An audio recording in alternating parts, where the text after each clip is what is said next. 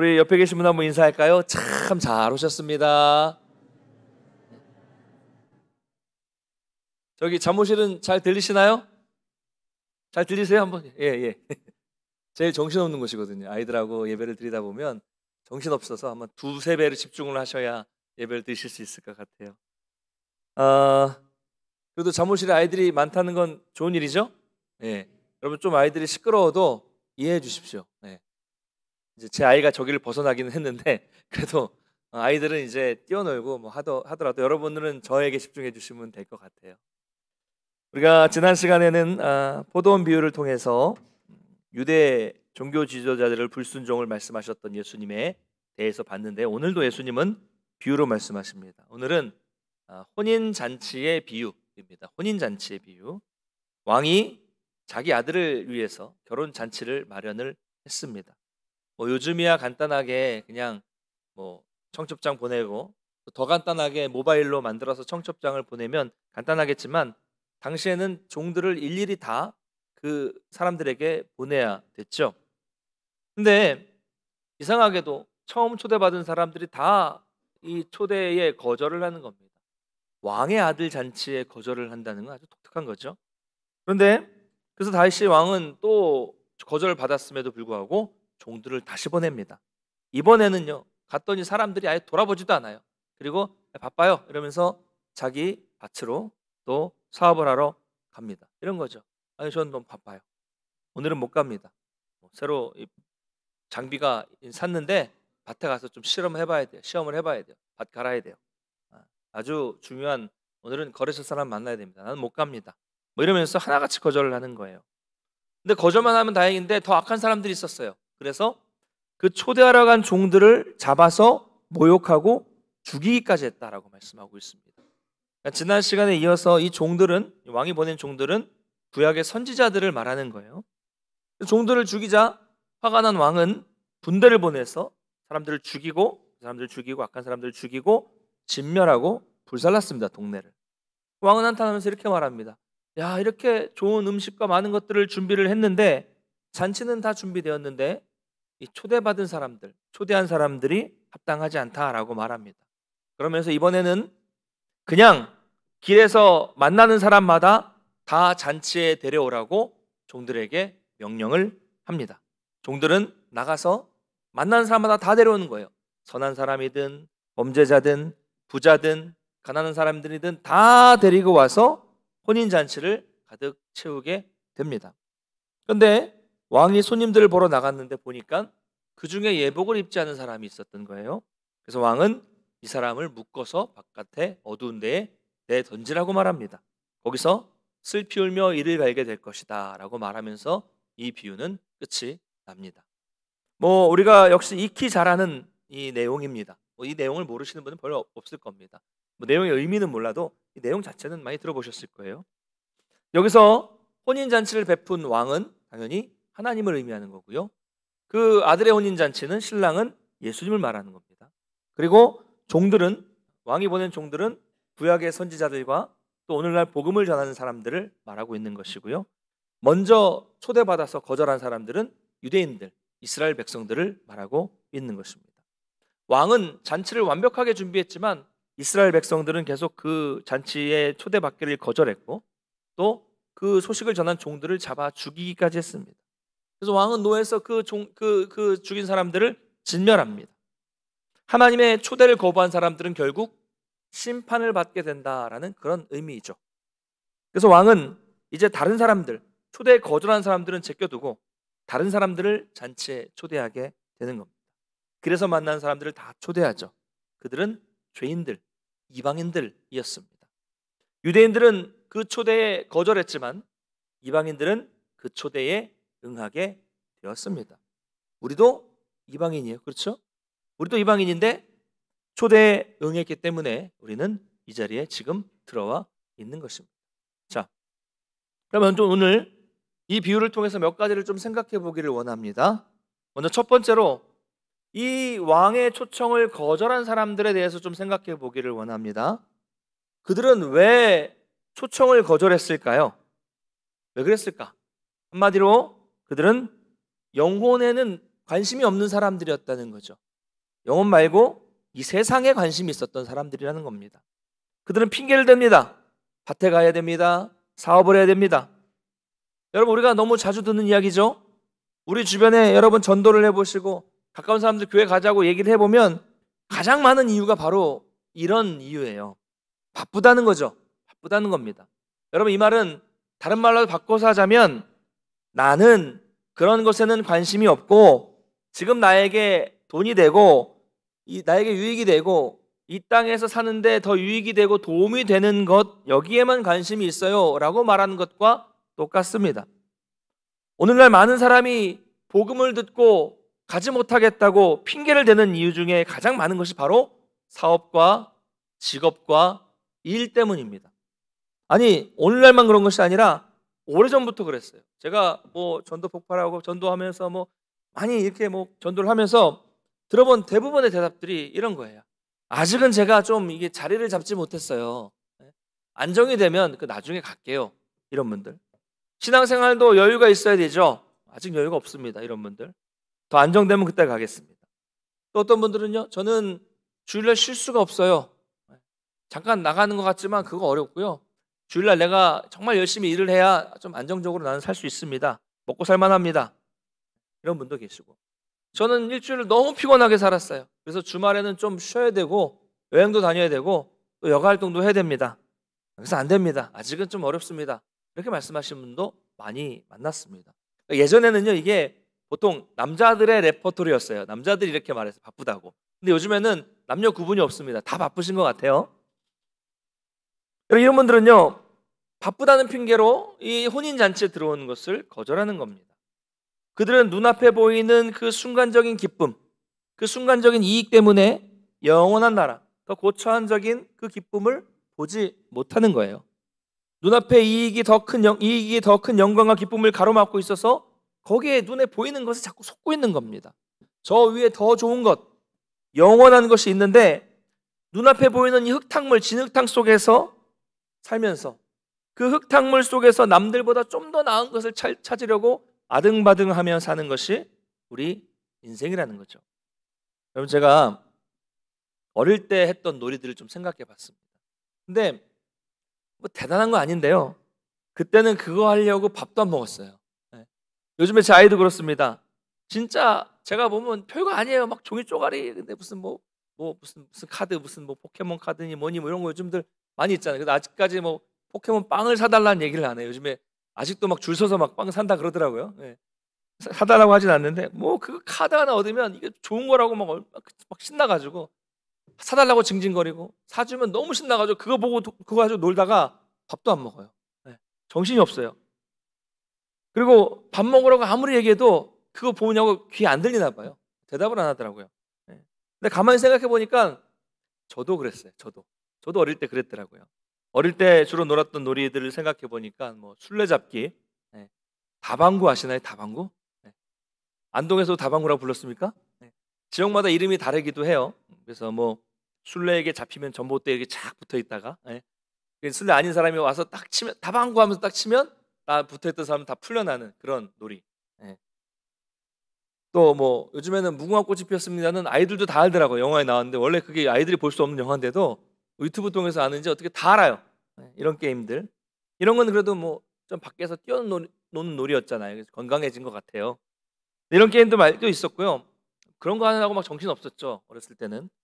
근데 요즘 또 그 당시에 아이들이 어떤 요즘에 이제 카드를 모으는 것처럼, 장난감 모으는 것처럼 아이들의 이 소유욕을 부추기는 그런 게임들이 있었죠. 뭐 구슬치기 같은 거. 그래서 따면 얼마나 좋았는지, 그 구슬 중에 좀 이 특별하게 생긴 구슬들이 있거든요. 다르게 모양이 다른 구슬이 있었습니다. 요즘 아이들이 뭐 PC 게임 하면서 뭐 이 전설, 레전더리 아이템, 뭐 유니크 아이템, 이런 아이템을 모으는 것처럼, 희귀한 아이템을 모으는 것처럼 많은 구슬을 땄고 그 중에 희귀한 구슬을 모으는 재미가 있었어요. 구슬을 많이 따는 날에는 세상의 모든 것을 다 얻은 것처럼 막 신이 났고요. 구슬을 많이 잃는 날에는 너무 막 슬퍼했던 그런 기억이 납니다. 생각해 보니까 나더라고요. 그리고 또 네모난 딱지 아시겠지만, 네모난 딱지 말고 동그란 딱지도 있었어요. 동그란 딱지. 그래서 이 종이 딱지, 그거 따려고 정말 열심히 했어요. 동네마다 돌아다니면서 막 따먹기 하고 막 옆 동네까지 막 출장 가가지고 막 따먹게 하고, 종류별로 뭐 태권브이 딱지, 무슨 프로야구 선수들 딱지, 뭐 별의별 종류들이 다 있었습니다. 그거 다 모았어요. 집안 온통 막 딱지 천지였습니다. 그거 따겠다고 뭐 언전까지 가면서 밥도 안 먹어요. 그게 뭐라고? 밥 먹는 시간도 아까워서 구슬과 딱지를 그렇게 모읍니다. 그런데 그렇게 밥도 안 먹고 모은 구슬과 딱지 얼마나 갑니까? 집에 그렇게 많이 모아놨지만 얼마 지나지 않으면 쳐다보지도 않습니다. 일시적인 거죠. 얼마나 험한 겁니까? 여러분, 또 제가 또 이거 쭉 생각해 보면서 정말 좋아했던 게임이 하나 있었거든. 놀이가 땅 따먹기 게임 아십니까? 네. 땅 따먹기 아세요? 네. 안동에도 땅 따먹기라고 불렀습니까? 뭐 이게 지역마다 뭐 규칙도 다르고 이름도 다 달라요. 땅 뺏기 막 이상한 이름도 많더라고요. 그래서 돌을 튕겨서 네모나게 크게 만들어 놓고 한 뼘 해가지고 이렇게 동그랗게 구석에다가 제 땅을 만들어 놓고 거기서 돌을 한 번, 두 번, 세 번 튕겨서 돌아오면 그 땅은 내 땅. 그러면서 땅이 하나하나 늘어가는 게 얼마나 재밌었는지, 그리고 친구 땅을 뺏는 게 얼마나 이 쾌감을 느꼈는지 모르겠습니다. 만약에 그때 제가 딴 땅을 제가 지금 가질 수 있다면 저는 서울의 땅 부자가 됐을 거예요. 근데 여러분, 그게 제 땅입니까? 아니잖아요. 그냥 비 한 번 오고 지나가는 사람들이 몇 번 휙휙 밟아버리면 없어지는데, 그거 따겠다고, 그거 너무 재밌어가지고 그 땅 하나 얻겠다고 막 밥도 안 먹고, 그리고 뭐 조명도 뭐 많겠습니까? 보통 학교 운동장이나 공터에서 하는데 해가 지면 어두워지는데 그 어두워질 때까지 보일랑말랑 할 때까지 끝까지 남아가지고 땅 따먹기를 했던 그런 기억이 납니다. 밥이 더 중요하지. 여러분, 어른들이 볼 때는 얼마나 한심하게 보였을까요? 야, 그 밥이 더 중요하지 저까짓 건 뭐라고 저러냐라고 많이 나무라셨죠. 왜 이렇게 말씀을 드리는지 아십니까? 하나님이 지금 우리를 보시면 똑같을 거예요. 그런 어린아이들 밥도 안 먹고 노는 거 보면 별것도 아닌 거 가지고 노는 것처럼 하나님이 우리를 보시면 그런 생각하지 않겠습니까? 안개처럼 사라질 것들, 안개가 어떻습니까? 오늘 아침에 오다 보니까 안개가 자욱하게 꼈더라고요. 지금 안개 있어요 아직도? 안개는요, 해만 뜨면 사라집니다. 가득 찬 것들 잡으면 잡히는 것 같지만 해만 딱 뜨면 그냥 언제 안개가 있었는지 사라져요. 그런데 우리도 이 안개처럼 사라질 것, 이 세상 것들을 가지겠다고 아등바등하면서 살아가고 있고, 그 잡히지 않는 것을 꼭 잡겠다고 손으로 꼭 잡고 영원한 천국에 관심 없이 살아가는 모습을 보시면서 하나님은 어떻게 생각하실까요? 돈 좀 남보다 많이 벌었다고 세상 다 가진 것처럼 거들먹거리고, 땅 좀 샀다고, 뭐 건물 하나 얻었다고 우쭐대는, 좋아하고 우쭐대는 모습을 보시면서 하나님은 얼마나 한심하게 생각하실까요? 우리가 어린아이들 보는 것처럼. 어리석은 자여, 오늘 밤에 내 영혼을 도로 찾으리니 라고 하신다면 다 한순간 놓고 가야 되는 거잖아요. 길어야 몇 년? 100년이죠. 그렇게 흙탕물 속에서 살아가면서 저 아름다운 백사장에서 여유있게 휴가를 즐기는 모습도 조차 상상하지 못하며 사는 게 우리 인생이라는 거예요. 영원한 기쁨이 있는데 우리는 눈앞에 보이는 그 일시적인 기쁨만 추구하며 산다는 겁니다. 한번 생각해 보겠습니다. 그렇게 평생 세상의 것을 추구하면서 치열하게 살았던 분들이 이제 직장에서 퇴직하고 나이가 들어서 이제는 좀 한번 믿어볼까 하면 될까요? 그게 마음대로? 믿음이라는 게 마음대로 됩니까? 이 나이에 무슨 뭐 또 그냥 이대로 살다가 죽으련다 이래요. 제가 전도하면서 90이 다 되신 분들을 많이 전도해봤는데 대부분 마음 안 여십니다. 뭘 복음을 얘기하고 뭐 여러 가지 이야기를 하면 고개를 끄덕이시고 인정을 해주시는데 마지막에는 꼭 안 돼요. 내가 평생 이렇게 살아왔는데 지금 이래서 되겠어? 잘 안 돼요. 안 됩니다. 저도 지금 가족 중에 큰집 큰아버지 전도를 하려고 하는데 대화를 몇 번 해보니까요, 다 인정하시는데 마지막엔 그래도 안 돼, 그래도 안 돼, 이런 생각이 있어요. 이게 참 어렵습니다. 나 평생 산 대로 그냥 살겠어, 거부한다니까요. 그렇게 되는 거예요. 여러분, 오늘 말씀에 나오는 이 초대에 거절한 사람들은요, 제가 갈 수 없습니다 라고 말한 게 아니에요. 갈 수 없습니다가 아니라 제가 가지 않겠습니다. 할 수 없다는 얘기가 아니라 자기 의지로 가지 않겠다라고 말한 거예요. 안 가겠다고 말한 겁니다. 적극적인 거절이죠. 자기가 적극적으로 나는 가지 않겠습니다라고 말했기 때문에 나중에 심판대 앞에 섰을 때 변명할 여지가 없는 것입니다. 그렇다면 이런 왕의 초청을 거절한 사람들에게는 어떤 결과가 나타나게 됩니까? 오늘 말씀을 보니까 왕 자신이 보낸 종들을 죽인 사람들에 대해서 분노해서 군대를 보내서 그들을 심판하게 되었다라고 말씀하고 있어요. 이것이 바로 거절한 사람들의 결과입니다. 이 진멸했다라는 말씀은 1차적으로는 주후 AD 70년 예루살렘의 멸망을 예언하는 말씀이었어요.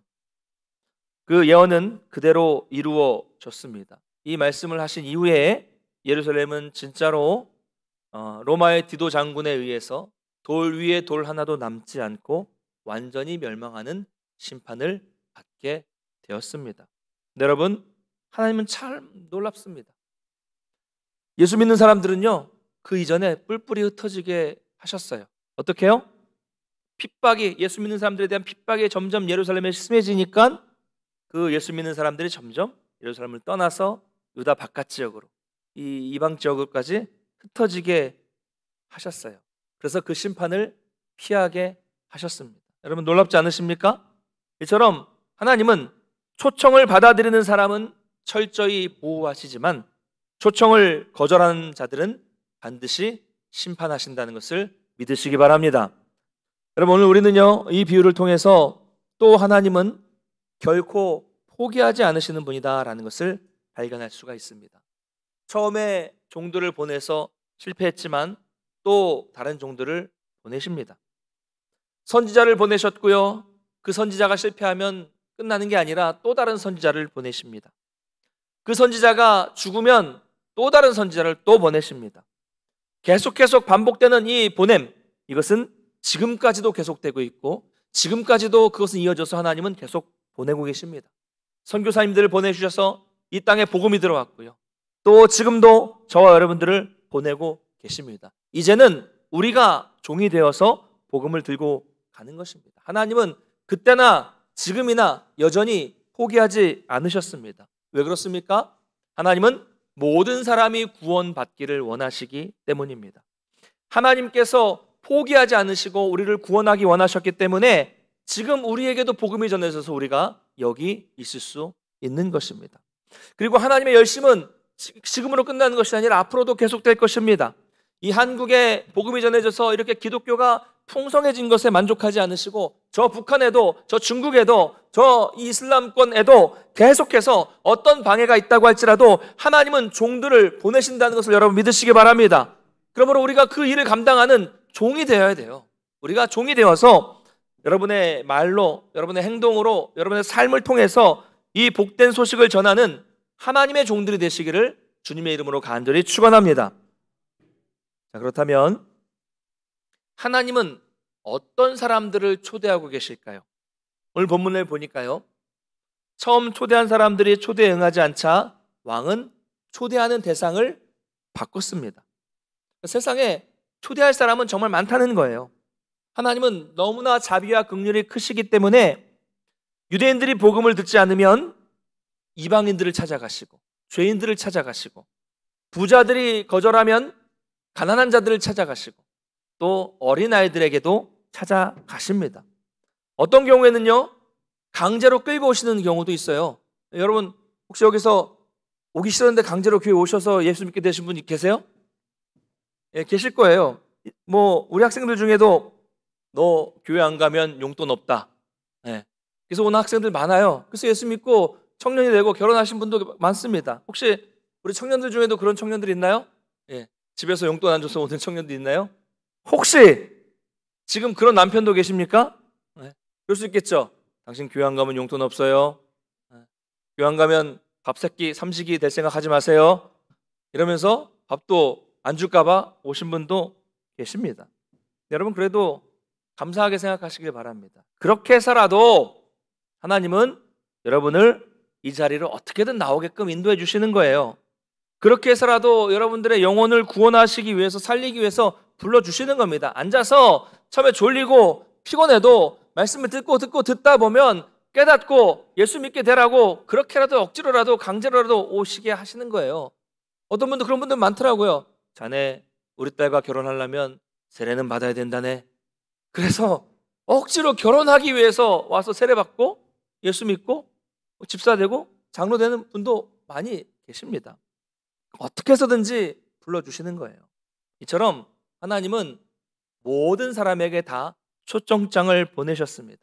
그러니까 누구는 주고 누구는 주지 않고 이런 선별한 것이 아니라 길거리에 나가서 누구든지 다 초대하라, 다 데려라고 말씀하셨어요. 잔치 자리가 찰 때까지 하나님은 포기하지 않으시고 모두에게 초대장을 보내시는 겁니다. 여러분, 택함의 문제는 우리가 걱정할 게 아니에요. 택함의 문제는 우리의 영역이 아닙니다. 그저 우리는 하나님이 명령하신 대로 누가 됐든지 데리고 오기만 하면 돼. 초청하기만 하면 된다는 겁니다. 그러므로 전도는 명령이에요. 여러분, 왕은 우리에게 가라고 보내셨습니다. 우리는 가야 됩니다. 가서 전해야 되고 가서 데리고 와야 합니다. 그래서 여러분, 전도와 선교에 집중하는 교회는 하나님의 명령에 적극적으로 순종하는 교회입니다. 하나님의 명령에 적극적으로 순종하는 교회는 하나님이 반드시 책임져 주십니다. 여러분, 그래서 선교의 물질을 흘려보내는 교회는 절대로 돈 때문에 썩지 않아요. 계속 돈이 쌓여서 고여서 막 이것 때문에 싸움이 생기지 않고 계속 이것을 선교로 흘려보내니까 그 교회는 썩지 않습니다. 선교에 집중하는 교회는요, 놀라운 부흥을 경험하게 됩니다. 왜요? 하나님이 주신 명령에 순종하기 때문에 선교에 집중하고 선교에 힘쓰는 교회는 부흥하게 되어 있습니다. 이건 정확한 원리예요. 여러분, 할렐루야. 이 중요한 원리를 잊지 마시기 바랍니다. 또 여러분, 그렇게 전도해서 교회에 새로운 영혼들이 막 새가족들 들어오잖아요. 그러면 새가족들만 좋은 게 아니고요, 조용하고 정적이었던 교회도 도전을 받고 활기가 넘치게 되는 거예요. 그러면서 기존의 성도들도 도전이 되니까 살아나게 되고 또 새로운 분들도 그런 영향을 받아서 살아나게 되는 이런 긍정적인 효과가 선순환이 계속 일어나게 되는 것입니다. 여러분, 이렇게 좋은 선교, 좋은 전도를 해야 될까요? 말아야 될까요? 당연히 우리가 힘써야 됩니다. 바라기는 우리 교회가 이런 선순환이 계속 일어나는 살아있는 교회, 생기 있는 교회가 될 수 있기를 간절히 축원합니다. 마지막으로 한 가지만 더 생각해 보겠습니다. 종들은 거리에서 많은 사람들을 잔치로 초대했어요. 잔치 자리가 아주 막 북적거리게 됐습니다. 근데 그 중에 예복을 입지 않은 사람을 만나게 된 거예요. 당시 혼인잔치에 예복을 입는 것은 필수였습니다. 잔치에 들어갔는데 왕이 원하는 다른 조건 없어요. 아무나 데려오라고 했잖아요. 근데 단 한 가지의 조건이 있습니다. 그건 뭐냐면 예복만큼은 입어야 했어요. 집에서 올 때 가지고 오든지 혹은 안 가져온 사람이 있으면 왕이 준비한 이 잔치 혼주가 주는 준비한 예복을 입는 거예요. 입어야 됐습니다. 그런데 그렇지 않은 종은 끌려나가서 어두운 곳에서 슬피 울며 이를 갈게 된다고 말씀하고 있어요. 그러면 예복이 무엇일까요? 예복이 뭡니까? 예복은, 이 비유에서 말한 예복은 믿음의 옷을 말합니다. 여러분, 여러분이 어떤 사람이든 상관없습니다. 천국 잔치는 누구에게나 다 열려 있어요. 아까 말씀드린 대로 하나님은 선별하지 않고 누구나 이 천국 잔치, 하나님 나라로 초대하십니다. 그런데 죄를 지은 사람이든 착한 사람이든 선한 사람이든 부자든 가난한 사람이든 어떤 일을 하든 간에 그리스도를 믿는 믿음이 있는가, 이게 제일 중요합니다. 이것이 없다면 들어갈 수 없다는 거예요. 쫓겨난다는 거예요. 여러분, 이 말씀은 교회 안에 들어와 있다고 해서 다 택함을 받은 자가 아니라는 말씀입니다. 청함을 받아서 들어왔다고 해서 다 택함을 받은 자가 아니라는 말씀이에요. 예수 그리스도를 믿는 믿음의 옷을 입어야만 한다는 것입니다. 여러분, 청함을 받은 사람들은 이 세상에 너무 많습니다. 오늘 이 시간에도 전국에서 예배를 드리는 사람들이 너무 많아요. 다 청함 받은 사람들이잖아요.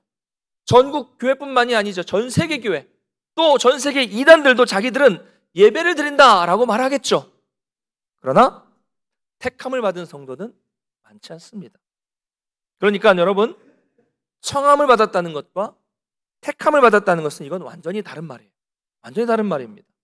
우리는 그리스도를 믿는 믿음의 옷을 입고 있어야 됩니다. 그런데 제가 여러분 늘 말씀드리지만 제가 드리는 이 믿음이라는 말은요, 단순히 우리가 머리로 믿는 이 관념점, 내가 믿고 있다라는 관념적인 믿음을 말하는 것이 아닙니다. 믿음은 곧 순종이라고 말씀을 드렸어요. 기억나시죠? 믿음 곧 순종. 그러니까 한 단어라고 그랬어요. 믿음과 순종은 하나라고 말씀을 드렸습니다. 믿음 따로 순종 따로가 아니라 믿는 것은 행하는 것이다. 믿는 것은 사는 것이다. 믿는 것은 순종하는 것이라고 말씀을 드렸습니다. 그러므로 그 내가 가진 믿음에 합당한 삶을 지금 내가 살고 있는가? 이게 핵심입니다. 바로 이게 예복이에요. 내가 믿음을 가지고 있고 이 믿음에 따른 삶을 살고 있는가? 이게 예복이라는 거예요. 여러분, 그러므로 지금 여러분들은 다 청함을 받으셔서 들어오셨는데 청함을 받으셔서 여러분이 이 잔치 안에 들어와 있다는 것만으로 절대로 만족하시면 안 됩니다. 나는 교회 나왔어. 난 다 됐어. 이렇게 안심해서는 안 된다는 거예요. 믿음의 옷, 이 예복을 입어야 된다는 것이죠. 믿음의 옷을 입고 날마다 그 믿음에 맞는 삶, 열매를 맺는 삶, 그 사람이 진짜 택함을 받은 성도라는 사실을 여러분 믿으시기를 바랍니다. 말씀을 맺겠습니다. 사랑하는 성도 여러분, 우리가 예수를 믿고 내가 그리스도인으로 산다는 것은 무엇을 의미하는 것입니까? 나는 예수를 믿습니다. 나는 기독교인입니다. 나는 신앙인입니다. 이런 말로 다 될까요? 그렇게 말하는 사람이 실제로 믿음의 길을 잘 걸어가고 있다는 것을 어떻게, 무엇으로 증명을 할 수 있겠습니까? 입으로는 계속 마태복음 말씀하고 있잖아요. 주여 주여 말하고 있지만 실제 삶은 전혀 예수님 믿지 않는 사람처럼 살고 있다면 그 주여 주여라고 말하는 고백이 무슨 소용이 있겠습니까? 첫째 아들처럼 말로는 내 아버지 가겠습니다 라고 해놓고서 실제로 말은 해놓고서 가지 않는다면 그 가겠습니다 라고 말한 대답이 무슨 의미가 있겠습니까? 믿음 아니에요. 믿음의 길을 가고 있는 게 아닙니다. 말만 그렇게 한다고 믿음의 길을 가는 것이 아니라는 거죠. 지금 여기 계신 분들은 다 잔치까지는 잘 들어오셨어요. 근데 저는 이런 생각을 해봅니다. 만약 주님이 지금 여기 있는 분들 중에서 너 탁탁 찍으시면 너 찍으시면서 너희들은 진짜 믿음이 아니구나 이러면서 한 사람씩 콕콕 집어내신다면 얼마나 두렵겠습니까? 얼마나 안타깝겠습니까? 얼마나 황당할까요? 저는 몰라요. 그런데 주님은 다 알고 계십니다. 여러분, 그러므로 늘 두렵고 떨리는 마음으로 교회 나오실 때마다 언제나 두렵고 떨리는 마음으로 이 예배의 자리에 나오시고 믿음을 가지고 나오시기를 간절히 축원합니다. 청함은 누구나 다 받을 수 있어요. 그러나 택한 자는 적습니다. 우리는 우리가 지금 고백하고 있는 이 믿음에 합당한 열매를 맺어야만 합니다. 바라기는 여기 계신 모든 분들의 삶에 귀한 열매가 맺혀서 날마다 참된 성도로서 승리하는 삶을 살아가시기를 주님의 이름으로 간절히 축원합니다. 다 같이 일어나셔서 찬양하고 기도하겠습니다.